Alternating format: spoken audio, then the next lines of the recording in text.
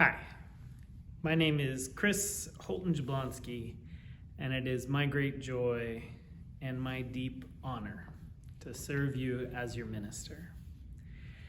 This is The Healing in Freedom by Reverend Gretchen Haley.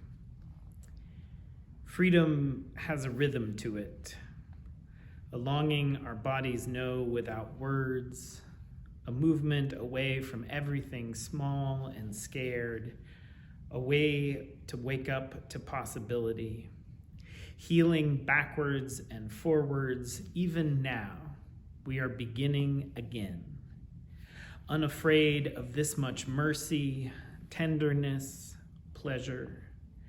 We come to lean in, to learn the sound of liberation, like the sound of our names, receiving and releasing. We come to be free for more than ourselves, to call love the greatest liberty, to sing of loyalty, courage, and kindness, to remember we are all doing the best we can.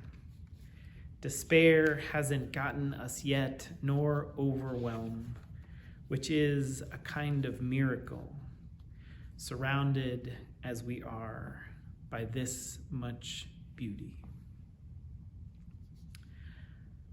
I love this, especially the last bit. Despair hasn't gotten us yet, nor overwhelm, which is a kind of miracle. It has been a great joy these last few weeks to hear from so many of you in our listening circles. By the time we are done, we will have heard from more than 100 of you, which is amazing. And over again, we have heard how you are making your way, how you are facing these strange and stretching times. We have heard what you loved and cherished about the church before the pandemic. We have heard what you have appreciated about our response to this moment. And we have heard about your vision and ideas, your hopes and concerns going forward. I am so grateful to the Committee on Ministry for hosting these, and especially grateful for all of their digesting and harvesting of the data and the responses. We will share those out to you relatively soon.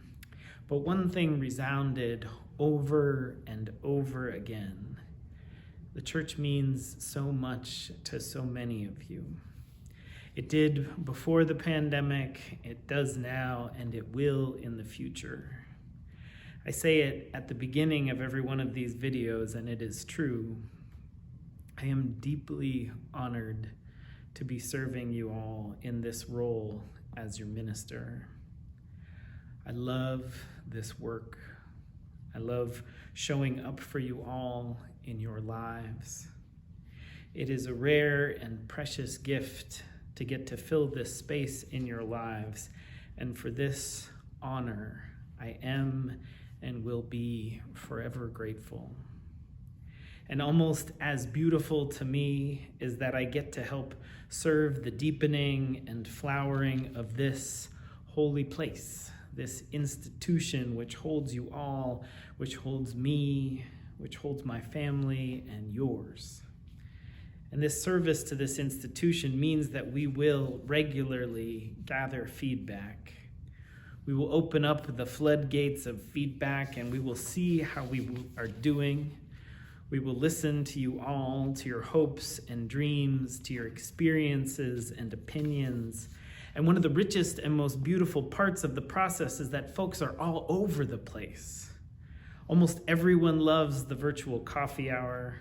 Almost everyone loves Sam's candles. Almost everyone misses gathering in physical proximity over and over again.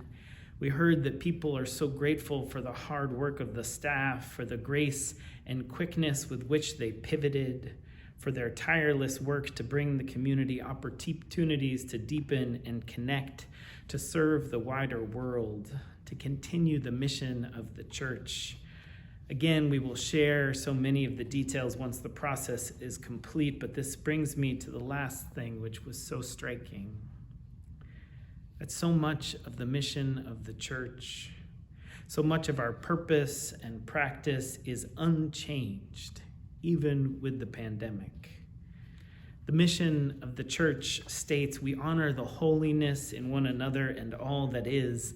Living mindfully, we serve our community and our world.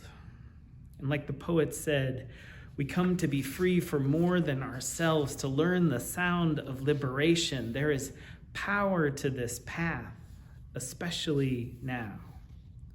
The spiritual path which calls us to presence, to attention, especially in this complex moment. This time in which we have seen so much. These last 10 months have seen so much turmoil, so much death, so much unknown, so much stress in our nation, in our families, in our community. And the miraculous thing, and the great gift of this grounded, lived, real, authentic spiritual path is that this is all part of it. Every detail of these lives, the cup of coffee waiting for me just after I film, these papers I am holding as I film, the apple also waiting for me, you now especially listening to these words. This is all our path together. This is one part of how we grow spiritually sturdy and supple and strong, by diving headlong into this living.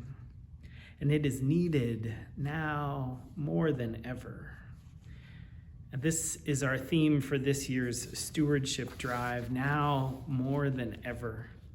And you'll be hearing about it for the next many weeks. And it begins with this idea that so much of what we do here together, so much of our purpose is to grow spiritually sturdy, strong, and supple, open to and attentive to these days, to this living, to this path before us. I am so grateful to you listening to these words, for you making your way, for the miracle of your living and growing, for your authenticity and strength. I am so grateful for this vast and varied and beautiful thing we are building together. Now more than ever, this precious gift is needed. So much love to you all. Amen.